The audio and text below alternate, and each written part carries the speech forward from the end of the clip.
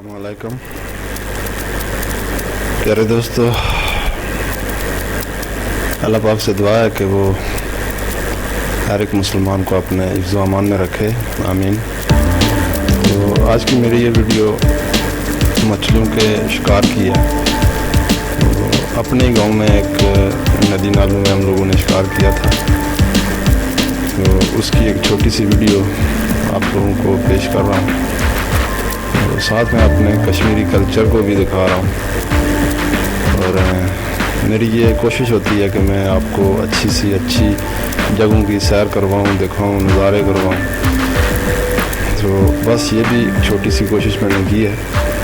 तो इंशाल्लाह उम्मीद है कि आप लोगों को अच्छी लगेगी। अगर अच्छी लगे तो मेरे चैनल को सब्सक्राइब करें, वीडियो को लाइक करें, अपने दोस्तों के साथ से शेयर करें और मुझे कमेंट करें ताकि मुझे पता लगे कि आपकी पसंद किस तरह की।